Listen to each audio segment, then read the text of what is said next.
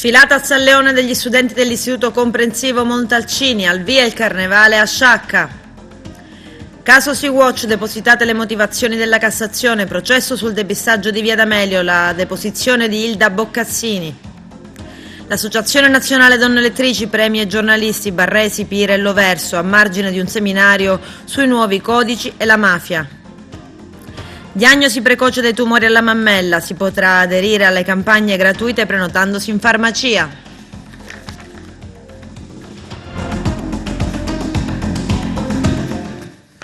Bentrovati gentili telespettatori al nostro appuntamento con l'informazione. Gli ottoplessi dell'Istituto Montalcini di Agrigento stamani hanno festeggiato il carnevale con una sfilata a lungomare Falcone Borsellino di San Leone ad Agrigento. Il nostro direttore Arturo Cantella. Al via stamani la sfilata di carnevale degli alunni degli ottoplessi della scuola d'infanzia primaria e media Rita Levi Montalcini, guidata dal dirigente scolastico Luigi Costanza. Il raduno è avvenuto in piazzale Assa da San Leone, poi la sfilata per tutto il viale Falcone Borsellino, fino ad arrivare al porticciolo per la manifestazione conclusiva. Tanti genitori presenti che insieme ai docenti dei vari istituti hanno accompagnato gli alunni che si sono sbizzarriti nelle esibizioni carnascialesche, complice anche la bella giornata di sole. Una manifestazione bella riuscita oggi, voi con gli ottoplessi riproponete il carnevale qui a San Leone, una bella idea. Sì, per il secondo anno consecutivo facciamo questa grande sfilata di carnevale. L'Istituto Rita Levi Montalcini oggi si riunisce nella complessità di tutti gli ottoplessi tutti assieme. Questo vuole essere un momento di condivisione anche con le famiglie, con il territorio, tutti quanti, un momento di allegria ma un momento di attività didattica, perché prima di questa sfilata i ragazzi hanno studiato le origini del carnevale, hanno approfondito i temi del carnevale, le maschere, proprio perché vogliamo fare un rapporto curricolare, dare un rapporto curricolare a questa nostra attività. L'occasione mi è gradita per ringraziare il comando della Polizia Municipale ad Agrigento, la Questura e tutte le forze dell'ordine che ci hanno permesso questa gioiosa giornata che si sta svolgendo veramente nel miglior modo possibile. Oggi ci divertiamo qui a San Leone, festeggiamo il carnevale, siamo una scuola organizzatissima, ci stiamo divertendo, ci siamo impegnati tanti per i bambini e siamo felicissimi di essere qui. Quest'anno rappresento il Plesso dei Cosmi, Giovanni Paolo, ma l'Istituto Comprensivo Rita Levi Montalcini guidato magistralmente dal preside Luigi Costanza. Buon carnevale a tutti! Questo è il secondo anno che il preside ha voluto fare queste manifestazioni, noi partecipiamo, noi siamo collaboratori scolastici e partecipiamo al tema, diciamo. Quindi ci divertiamo un po'. È un gran successo, sta avendo, come ha detto il mio collega questo è il secondo anno che lo facciamo e diamo l'inizio, diciamo, al carnevale, anche se in piccolo, però per fare divertire un po' tutti, docenti e non docenti, coinvolgiamo tanti bambini con i vestitini e tutto. Per il secondo anno la manifestazione che fa sentire il carnevale nelle scuole, l'Istituto Rita Levi Montalcini si progetta di far sentirlo anche nel lungomare, che è un posto bellissimo e che va anche valorizzato anche in queste occasioni. Mi sostituite un po' alle istituzioni, è bello, no? No, cerchiamo di andare al passo e di comunque coinvolgere i bambini e fare sentire cose che forse si stanno pure perdendo. Visto anch'io partecipo a carnevale, seguiamo i bambini delle scuole, della scuola materna. Anche oggi la scuola dell'infanzia Santa Chiara con il preside Luigi Costanza che ci dirige e siamo pure qua anche oggi. Una bellissima manifestazione. Bello, coinvolgete anche le mamme, le ragazze. Certo, c'è la collaborazione dei genitori.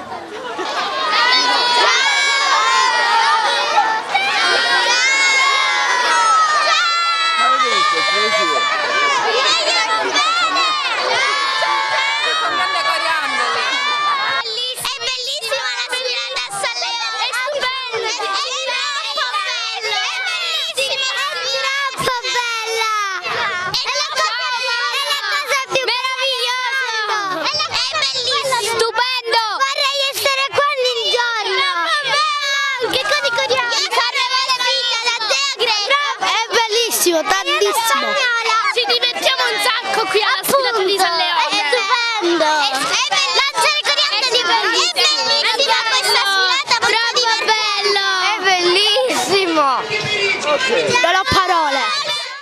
Al via anche con uno dei carnevali più famosi della Sicilia, parliamo di quello di Sciacca. Vediamo. Sindaco, allora, Carnevale di Sciacca sempre al centro dell'attenzione, uno dei carnevali più belli della Sicilia.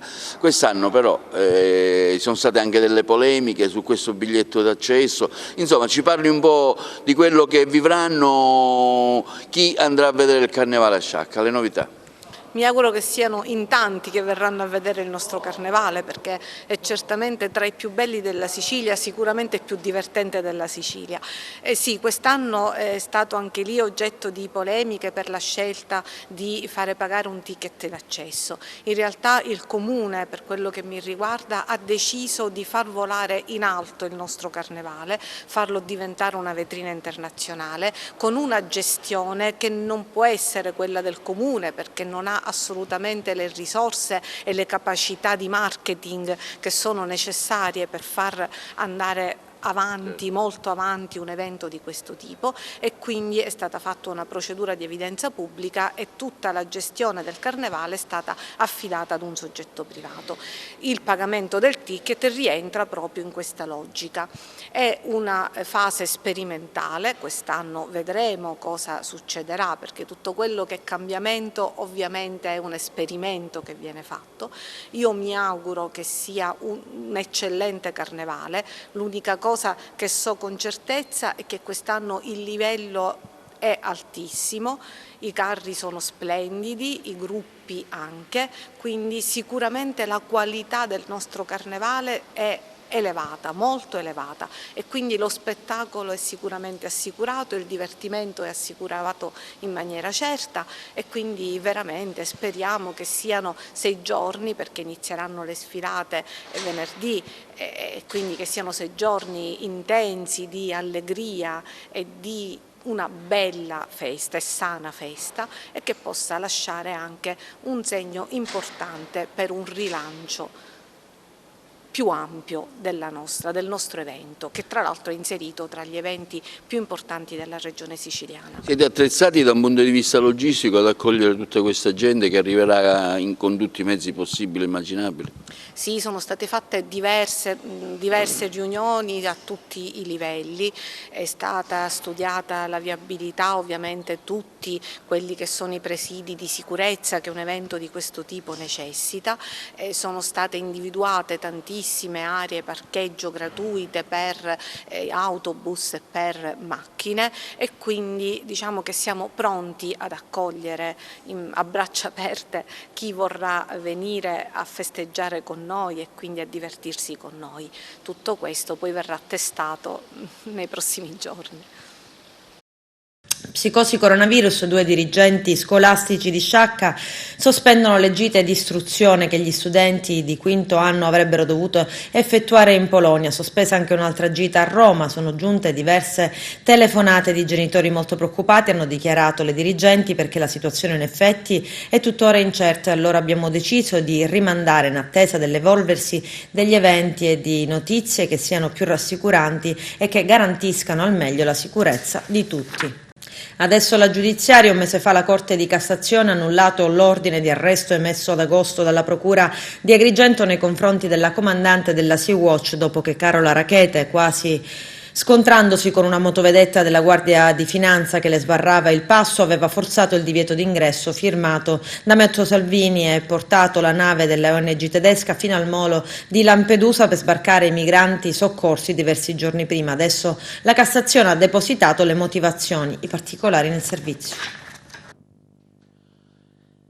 La Cassazione ha depositato le motivazioni con cui ha confermato il no all'arresto emesso dalla Procura di Agrigento per la comandante della Sea-Watch Carola Rackete, che era accusata di aver forzato il 29 giugno 2019 il blocco navale della motovedetta della Guardia di Finanza per impedirle l'accesso al porto di Lampedusa. Secondo gli Ermellini avrebbe agito correttamente in base alle disposizioni sul salvataggio in mare, perché l'obbligo di prestare soccorso non si esaurisce nell'atto di sottrarre i naufraghi al pericolo di perdersi in mare, ma comporta quello accessorio e conseguente di sbarcarli in un luogo sicuro. Secondo la Cassazione è stata esclusa legittimamente la natura di nave da guerra della motovedetta, perché al comando non c'era un ufficiale della Marina Militare, come scrivono le norme, ma un maresciallo delle Fiamme Gialle. Intanto la Procura di Catania ha presentato alla segreteria del giudice la richiesta di fissazione dell'udienza preliminare per l'ex ministro dell'Interno Matteo Salvini per il caso Gregoretti. Il presidente del GIP di Catania, Nunzio Sarpietro, sta studiando il fascicolo per la sua assegnazione.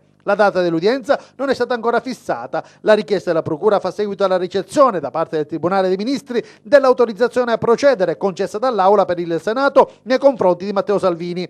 L'ex ministro è indagato per sequestro di persona aggravato nei confronti di 131 migranti, compresi anche dei minorenni. Reato commesso, secondo l'accusa, tra il 27 e il 31 agosto 2019 a Catania e Augusta. Salvini, da Chieti, ha confermato piena fiducia nella magistratura. Se deve andare in tribunale per rispondere di aver difeso i confini, la sicurezza, l'onore e la dignità del mio paese, ha ribadito l'ex ministro, ci andrò a testa alta perché ritengo non soltanto di non avere commesso reato, ma di aver svolto appieno il mio dovere di fare quello che la Costituzione impone, ovvero di difendere la patria. A conclusione del dibattimento, davanti al giudice, la Procura distrettuale, che aveva chiesto l'archiviazione del fascicolo, a seconda del convincimento maturato, deciderà se chiedere il non luogo a procedere o il rinvio a giudizio. Un eventuale processo si terrebbe davanti ad una sezione del Tribunale Penale di Catania con il rito ordinario. In caso di condanna in primo grado per Salvini potrebbe scattare la legge Severino con conseguente sospensione o decadenza dalla carica di senatore, come avvenne per Silvio Berlusconi, decaduto e poi riabilitato a maggio 2018.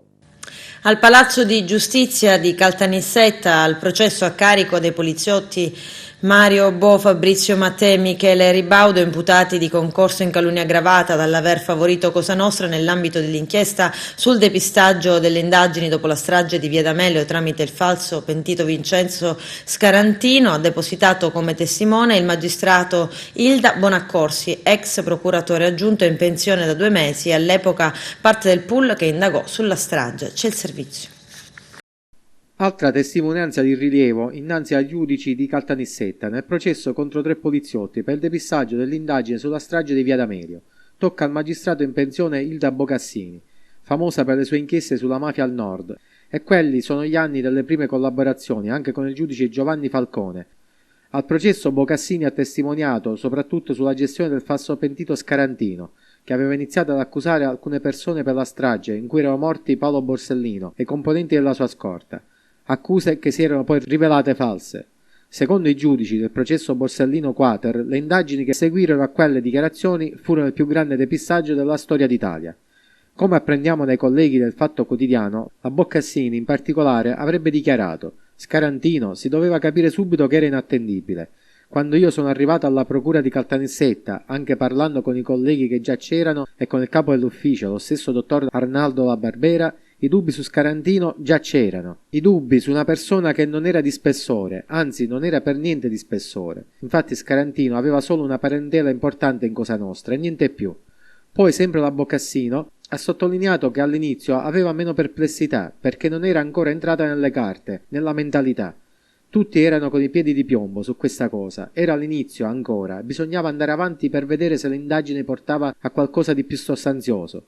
Alla domanda su chi fossero i magistrati che davano credito all'ex picciotto della Guadagna di Palermo, Boccassini replica: il PM Anna Maria Palma e Carmelo Petralia, cioè 2 magistrati che oggi sono indagati alla procura di Messina per calunnia aggravata in concorso con l'accusa di aver indotto Scarantino a fare delle dichiarazioni. E poi l'ex magistrato che fu applicata a Caltanissetta dal 92 al 94 ricorda che nell'agosto del 94, poco prima che lasciasse Caltanissetta, aveva chiesto al procuratore Giovanni Tinebra di poter partecipare agli interrogatori di Scarantino e rinviare le ferie, ma il procuratore la mandò in vacanza. Dopo il mio ritorno venni tenuta fuori dai giochi, non ero più la protagonista delle dinamiche investigative. Quando ebbi modo di vedere il contenuto degli interrogatori di Vincenzo Scarantino, lessi che diceva sciocchezze, che bisogna fare in modo di fermarlo per evitare che dicesse altre sciocchezze. Poi l'ex magistrato ha parlato di ostilità nei suoi confronti da parte dell'allora procuratore Tinebra, che avrebbe detto assolutamente no al suo trasferimento a Caltanissetta. Infine su Tinebra la Boccassini ha raccontato un particolare, cioè che prima degli interrogatori il procuratore si chiudeva in una stanza solo, con Vincenzo Scarantino, e dopo un bel po' apriva le porte e si entrava a fare l'interrogatorio.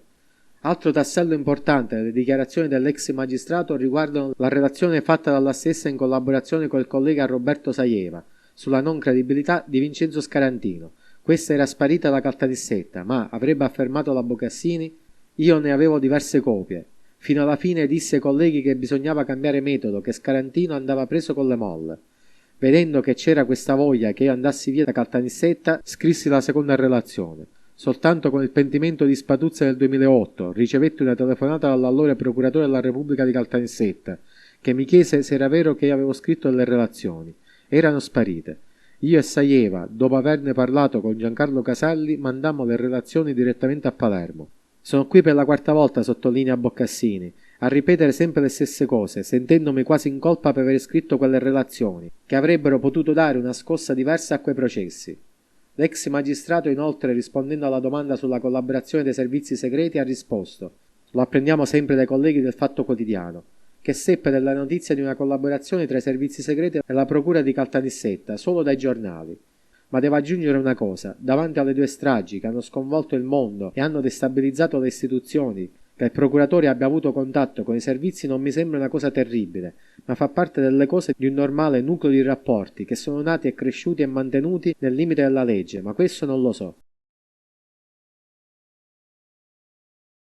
Una condanna a 15 anni e 10 mesi, questa è la richiesta di pena avanzata dalla Procura di Caltanissetta nei confronti dell'ex presidente della sezione misure di prevenzione del Tribunale di Palermo, Silvana Saguto, accusata di essere al centro di un sistema corrotto che avrebbe gestito in maniera illecita i beni sequestrati. Vediamo.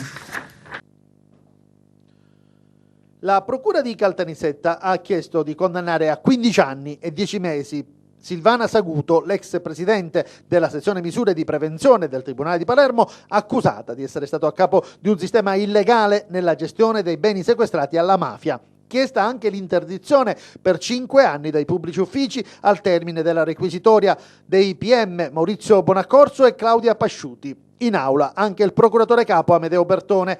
L'ex capo del sistema sui beni confiscati alla mafia viene indicata dai PM come figura centrale di un vincolo associativo stabile composto da Saguto, Carmelo Provenzano e Nicola Sant'Angelo, rispettivamente docente e coadiutore giudiziario e amministratore giudiziario. La prova del vincolo associativo stabile emerge dalla frequenza dei rapporti dei soggetti, ha detto il pubblico ministero Bonaccorso, spiegando che emerge un quadro desolante con pubblici ufficiali che hanno tradito la loro funzione e tra di loro ci sono magistrati, colonnelli, il tutto per il perseguimento di interessi privati. La Procura ha chiesto la condanna a 12 anni e 3 mesi per uno dei principali imputati, l'avvocato Gaetano Cappellano Seminara, amministratore giudiziario, 9 anni e 10 mesi per l'ingegnere Lorenzo Caramma, marito di Silvana Saguto, 11 anni e 10 mesi per il professor Carmelo Provenzano, 6 anni per l'ex prefetto Francesca Cannizzo, 2 anni e 6 mesi per l'ex giudice della sezione misure di prevenzione Lorenzo Chiaramonte, 10 anni e 11 mesi per l'amministratore giudiziario Roberto Nicola Sant'Angelo, 2 anni per l'amministratore giudiziario Walter Virga, 6 mesi per Emanuele Caramma, figlio della Saguto, 4 anni e 4 mesi per il docente universitario Roberto Di Maria, 5 anni per Maria Ingrao, moglie del professor Provenzano, 4 anni e 6 mesi per Calogero Manta, cognato di Provenzano, 8 anni e 1 mese per il colonnello della Via Rosolino Nasca. Chiesta l'assoluzione per Vittorio Pietro Saguto, padre dell'ex magistrato, e per l'amministratore giudiziario Gabriele Gigante. Nel corso della requisitoria il pubblico ministero Bonaccorso ha sottolineato con forza che 20 anni fa la magistratura italiana era considerata unico baluardo in un paese dominato dalla corruzione e flagellato dalle consorterie mafiose. Oggi non è più così e dobbiamo dire grazie a quei magistrati che sono imputati in questo processo, dobbiamo dire grazie a quei magistrati che sono indagati attualmente dalla Procura di Perugia, dobbiamo dire grazie ai magistrati che sono stati coinvolti nell'indagine sul Palermo Calcio. Un sistema perverso e tentacolare creato e gestito da Silvana Saguto, l'ex presidente della sezione misure di prevenzione del Tribunale di Palermo, nel frattempo radiata dalla magistratura che ha sfruttato e mortificato il suo ruolo di magistrato. Ma è sbagliato parlare di processo all'antimafia. Per le amministrazioni giudiziarie sotto la guida del Saguto, oggi radiata dalla magistratura, era la prassi inserire persone senza alcuna competenza, come si sente anche dalle stesse intercettazioni. Sono persone che non sanno dove mettere le mani, persone scelte in base all'amicizia o alla parentela. Adesso ci fermiamo per la prima pausa pubblicitaria, tra poco. Premio Ande 2020 della sezione di Agrigento consegnato ai giornalisti barresi Loverso e Pira, subito dopo un seminario che li ha visti relatori sul delicato tema dei nuovi codici e della nuova narrazione della mafia. Il nostro direttore Arturo Cantella. Ottimo il riscontro di pubblico che ha avuto ieri il convegno organizzato dall'Ante, presieduto da Carola De Paoli, e che ha visto in sala discutere sui nuovi codici e narrazione della mafia, con ospiti di livello come i giornalisti Francesco Pila, che è anche sociologo e docente di comunicazione, Mario Barresi, inviato speciale del quotidiano La Sicilia di Catania, e Riccardo Loverso, redattore del quotidiano online Live Sicilia. Al termine un ampio dibattito ha caratterizzato l'evento, che era anche accreditato come formativo da parte dell'Ordine dei giornalisti di Sicilia. Intanto devo dire che l'Ande prima di questo appuntamento ne ha già avuti diversi altri, sia sulla legalità che sulla comunicazione. In modo particolare al tema della comunicazione sono stati dedicati diversi convegni, diversi incontri, e l'argomento è stato sempre declinato con riferimento ai fenomeni sociali più emergenti. Quindi non poteva mancare questo appuntamento di oggi pomeriggio che ci vede impegnati a trattare sulla comunicazione delle organizzazioni criminali e segnatamente della mafia. In questo modo pensiamo di dare importanti rivelazioni, importanti notizie su questa organizzazione criminale che naturalmente noi conosciamo ovviamente dalle letture, dalle televisioni, dai giornali, e che però ci sta attorno, che però ci circonda, perché sappiamo che il nostro territorio ha sempre avuto, diciamo, purtroppo questa vocazione mafiosa. Quindi saremo qua con il professore Francesco Pira, che parlerà della comunicazione, con i due giornalisti, uno di Live Sicilia Riccardo Loverso e Mario Barresi della Sicilia. C'è anche un condizionamento verso il mondo del giornalismo da parte dei social, spesso non si distingue qual è la notizia vera dalle fake news. Lei è stato particolarmente attento a questa tematica.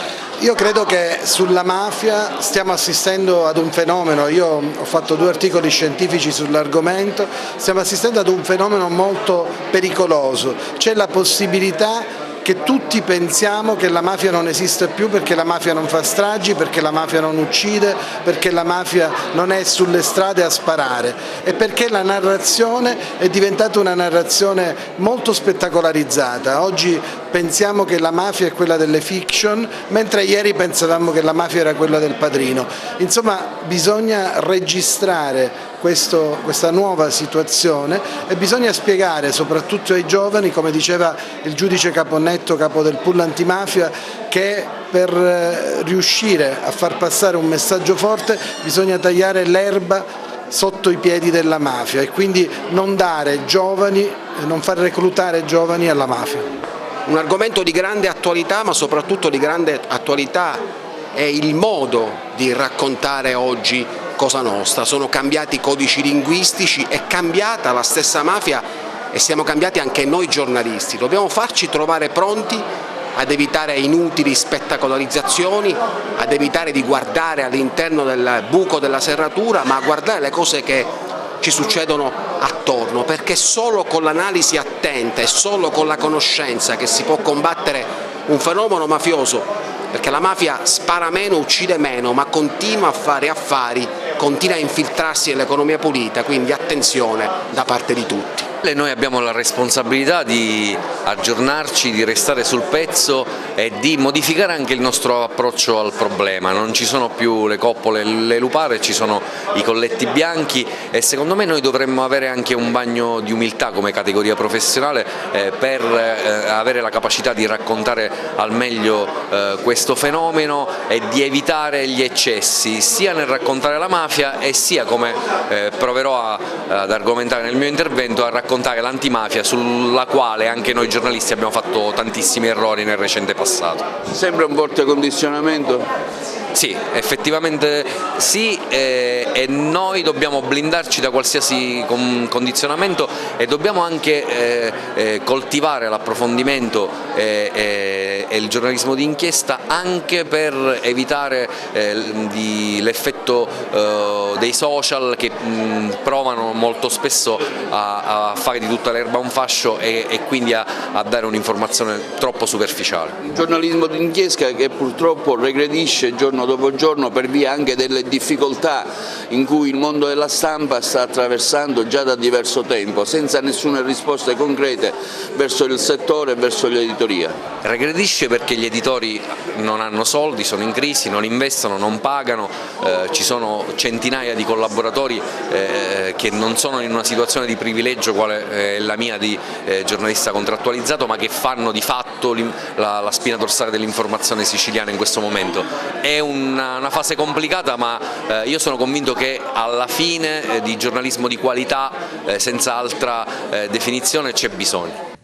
L'azienda sanitaria provinciale di Agrigento ha firmato un accordo operativo con le farmacie convenzionate al fine di potenziare le attività di screening per la diagnosi precoce dei tumori della mammella, del colon retto, della cervice uterina. Il direttore Alessandro Mazzara spiega: l'obiettivo è quello di perfezionare una serie di azioni congiunte di grande rilievo nell'incrementare la percentuale di adesione alle diverse campagne di monitoraggio. In particolare l'azienda sanitaria, attraverso il centro gestionale screening, permetterà alle farmacie l'accesso alle agende di prenotazione dello screening. Questa opportunità consentirà di ampliare da subito la possibilità di raggiungere i cittadini, verificare che l'anagrafica degli utenti sia corretta ed aggiornata, valutare che sia stata rispettata la periodicità dei test e procedere quindi, ove necessario, alla prenotazione delle visite gratuite. Continuano i controlli dei carabinieri del nucleo ispettorato del lavoro a Messina contro il lavoro nero. Diverse le attività controllate d'intesa con il locale ispettorato territoriale e in sinergia con i militari del comando provinciale dell'Arma. I militari hanno controllato nell'ultimo mese nella provincia di Messina bar, panifici, esercizi commerciali, empori commerciali cinesi, supermercati ed imprese edili. Le sanzioni amministrative e le ammende ammontano ad oltre 250.000 euro complessivamente. 19 le ditte ispezionate dal nucleo carabinieri ispettorato del lavoro, delle quali 13 risultate irregolari. 66 lavoratori sottoposti a controllo, di cui 9 totalmente in nero. In 5 casi è stato adottato il provvedimento di sospensione dell'attività imprenditoriale per aver impiegato personale in nero nella misura pari o superiore al 20% di quello effettivamente presente nel luogo di lavoro. Il provvedimento è stato successivamente revocato, avendo il responsabile regolarizzato la posizione dei lavoratori in nero e pagato la sanzione amministrativa aggiuntiva. 9 datori di lavoro sono stati denunciati a vario titolo per violazioni delle norme di sicurezza nei luoghi di lavoro, mancata formazione ed informazione dei lavoratori, mancata fornitura dei dispositivi di protezione individuale, mancata sottoposizione personale a visite mediche obbligatorie, violazione delle norme a tutela dei lavoratori minori ed utilizzo di impianti di videosorveglianza per il controllo dei lavoratori a distanza, senza autorizzazione dell'Ispettorato Territoriale del Lavoro di Messina. L'assemblea dei soci dell'Associazione Culturale Penna Sottile si è riunita negli scorsi giorni. Vediamo. Si è svolta lo scorso 18 febbraio un'assemblea dei soci dell'Associazione Culturale Penna Sottile. All'ordine del giorno le finalità e gli scopi, quindi la relazione del Presidente su quanto svolto negli anni precedenti e in prospettiva quelle da fare nel corso del seguente anno sociale, quindi la proposta di istituire delle commissioni tecniche tematiche. Noi siamo presenti sul territorio già da parecchi anni e all'inizio avevamo anche fatto un giornale ovviamente cartaceo, ma per la difficoltà che ha avuto la carta stampata e quindi per la poca lettura che si ha nel territorio, noi siamo stati costretti a sospenderlo, cosa invece che riprenderemo quanto prima con un giornale online. Penna Sottile ha avuto la prerogativa per prima di fare dei convegni a carattere storico. È interessante quello che facciamo non solo per il 4 di novembre, che ormai è una ricorrenza che annualmente si presenta e noi onoriamo, ma in modo particolare il giorno della memoria e del ricordo, che sono 2 date specifiche, una della giornata della memoria che è il 27 di gennaio e 15 giorni dopo del ricordo. Noi abbiamo accomunato le 2 celebrazioni tenendo presente che le vittime non hanno colore diverso, sono solo vittime e quindi in quanto tale noi li ricordiamo alla cittadinanza e in modo particolare coinvolgiamo le scuole in modo tale da fare portare il messaggio che la scuola deve studiare tutto ciò che sono gli avvenimenti che si sono verificati, ma principalmente conoscere la verità storica per evitare di ricadere negli stessi errori. E per quanto riguarda l'impegno che abbiamo preso tutti i convenuti all'assemblea dei soci che abbiamo fatto il 18 sera, c'è quello che è un'attenzione principale rivolta non solo alle esigenze dei cittadini e quindi delle esigenze sotto il profilo medico, sociale e civile. Principalmente abbiamo cominciato a fare delle raccolte firme per fare in modo da coinvolgere tutti nella richiesta dei propri diritti, cose invece che vengono completamente calpestate o non tenute assolutamente in considerazione. Questa è una delle cose che noi stiamo cominciando a fare con degli incontri che faremo con le autorità per sottoporre alla loro attenzione e quelle che sono le esigenze appunto che in modo particolare i disabili o gli anziani non riescono ad avere. La Costituzione verrà distribuita anche negli ambienti sportivi, questo è il risultato di un protocollo d'intesa, ci racconta tutto Arturo Cantella.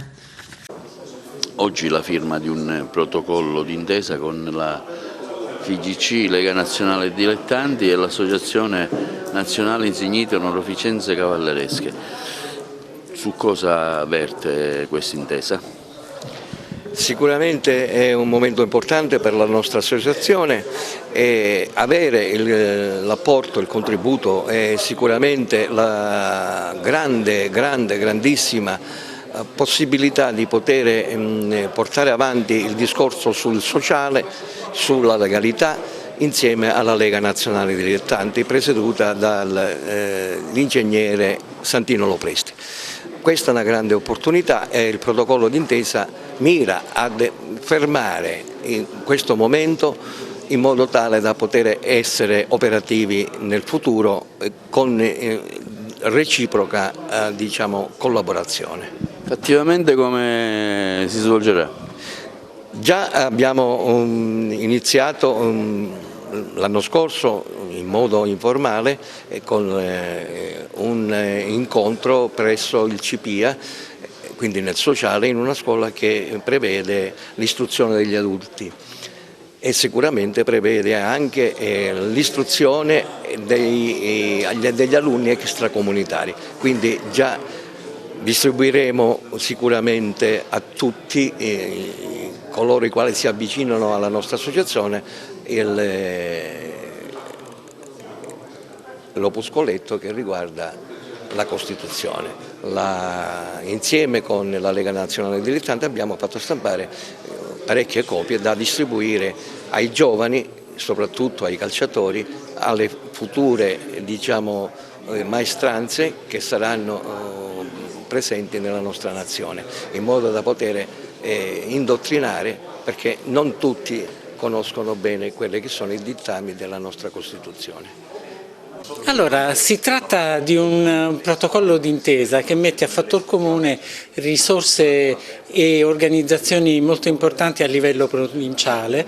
In particolare ho preso con soddisfazione l'importanza della Lega Nazionale Dilettanti, che nell'ambito complessivo della Lega Calcio occupa una posizione preeminente in termini di estensione territoriale e numero di iscritti. La collaborazione con l'Associazione Nazionale degli Insigniti di Onorificenze Cavalleresche mira a rendere possibile, attraverso una diffusione ancora più capillare, le finalità di questa importante organizzazione sportiva e i valori che sono collegati appunto a questa attività, soprattutto in favore dei giovani. Quindi un'iniziativa sicuramente di alto profilo e di notevole risultato pratico. Sì, l'importanza è intanto quello di fare una serie di iniziative nel sociale, in particolare stasera sarà la firma di questo protocollo, è già una prima iniziativa. La prima iniziativa è che sono state stampate delle copie della Costituzione da distribuire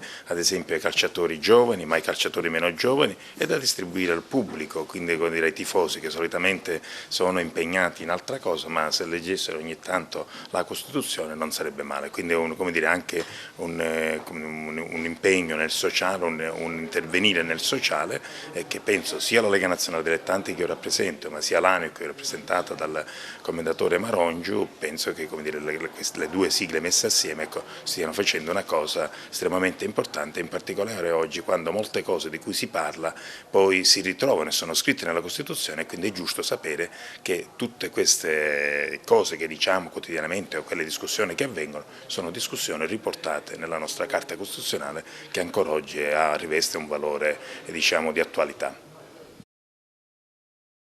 Adesso c'è la seconda ed ultima pausa pubblicitaria, tra poco vi aspetto. Cartellino giallo per 3 giocatori dell'Akragas che si fermeranno per una giornata. Carmelo Lentini. Ben 3 giocatori dell'Akragas sono stati fermati per una giornata ciascuno. Si tratta di Alfonso Cipolla, Alessio Mannina e Rosario Licata, che salteranno la gara interna con l'Alba Alcamo. I giocatori biancazzurri erano in diffida e contro i baby della Cefaledium hanno ricevuto l'ennesimo e fatale cartellino giallo. Torna disponibile invece il difensore Stefano Procida, che ha scontato il turno di stop. Intanto è stato il Gela del tecnico Alessio Catania ad aggiudicarsi la prima Coppa Carnevale triangolare che si è svolto giovedì pomeriggio al comunale di Palma di Montechiaro. Oltre il Gela, che milita nel campionato di eccellenza Girone B, hanno partecipato la Gattopardo ed anche l'Akragas. Sugli spalti un pubblico abbastanza numeroso, richiamato dalla presenza di 2 storici blasoni come quello acragantino e giallonero gelese. La compagine dei Templi ha schierato una formazione imbottita di giovani promesse. La prima gara in programma, Akragas e Gattopardo, si è conclusa senza reti. La seconda, Gela Akragas, è stata vinta dalla prima per 1-0 con rete di Scerra, mentre la terza ed ultima gara in programma tra Gattopardo e Gela è stata vinta ancora da quest'ultimo per 3-1 con doppietta di Sou e rete di Scerra. Infine un'ultima notizia, sempre di eccellenza, che riguarda la gara Geraci-Pro Favara, programmata per sabato 22 febbraio alle ore 15. In accordo con la società, quindi tra le due società, e questa partita si disputerà invece domenica 23 febbraio sul campo Fasanò di Petralia Soprana. Difficile trasferta a Mazzara domenica prossima per il Canicattì di Mister Pippo Romano. C'è il servizio. Dopo la brillante prestazione con il Don Carlo Misilmeri, che ha fatto maturare l'ennesima vittoria con il boom boom di Federico Matera, il Canicattì Calcio sta ultimando la preparazione per la sfida in trasferta a Mazzara del Vallo. A Lino Vaccara, infatti, domenica 23 febbraio alle 15 è in programma il match tra i canarini allenati da Dino Marino e i biancorossi di Mister Pippo Romano. Dopo 3 giornate di stop torna a disposizione del tecnico il centrocampista Vito Lupo, anima e motore del Canicattì 2.0. Infatti Lupo è arrivato in città a dicembre nella fase del mercato di riparazione dopo una breve parentesi al Tolentino in Serie D. Lupo, che ha continuato ad allenarsi in queste 3 settimane, era stato squalificato dal giudice sportivo per le proteste reiterate e qualche epiteto di troppo all'indirizzo del direttore di gara, che aveva diretto la sfida con la Parmonval persa per 3-1 ed era stato appiedato per 3 lunghissimi turni. Oltre a Lupo torna nella mischia anche Danilo Greco, che domenica scorsa ha scontato la squalifica inflitta per espulsione nel derby con l'Agragas. Così come torna nel gruppo attivo anche il capitano Francesco Ciccio Maggio, out pure lui domenica scorsa col Misilmeri perché da diffidato aveva rimediato un cartellino giallo all'Esteneto. Non ci sarà invece il giovane e promettente Vittorio Caronia, espulso con il cartellino rosso diretto domenica scorsa per aver esteso al limite dell'area un avversario del Misilmeri, sventando una chiara occasione da rete, tecnicamente fallo da ultimo uomo. Romano non ha problemi per quanto riguarda la batteria degli under e Caronia potrebbe essere sostituito da Fiore, che che nell'ultimo turno è stato schierato in difesa. Col Misilmeri Romano ha buttato nella mischia, stante l'assenza di Lupo, Maggio e Greco, ben 3 juniores: Vittorio Caronia, Simone Fiore e Giuseppe Iezzi. La squadra in questi giorni si è preparata con doppie sedute giornaliere allo Stadio Saraceno agli ordini di Pippo Romano e del preparatore atletico Daniele Trombino ed è pronta ad affrontare il Mazzara. Lavori in corso allo Stadio Comunale di Aragona, c'è il servizio di Tonino Butera. Proseguono allo Stadio Comunale Totorrusso di Aragona i lavori di ristrutturazione della struttura sportiva a cura della ditta Geotech di Lillo Chianetta. Al momento, dopo alcuni lavori che hanno interessato gli spogliatoi, quali il rifacimento degli impianti elettrici, idrici e di riscaldamento e le necessarie opere murarie riguardanti la risalita dell'umidità, si sta provvedendo allo spostamento della caldaia, che consentirà di iniziare lavori per il rifacimento del sottofondo del terreno di gioco, su cui successivamente verrà posato il manto di erbetta sintetica di ultima generazione.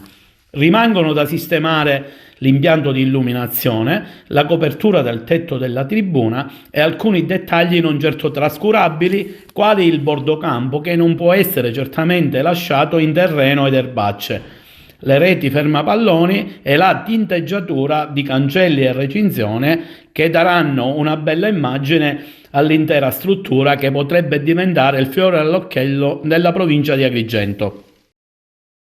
Con questo è tutto, termina qui l'edizione del telegiornale. Grazie per la gentile attenzione e per essere stati con noi. A presto.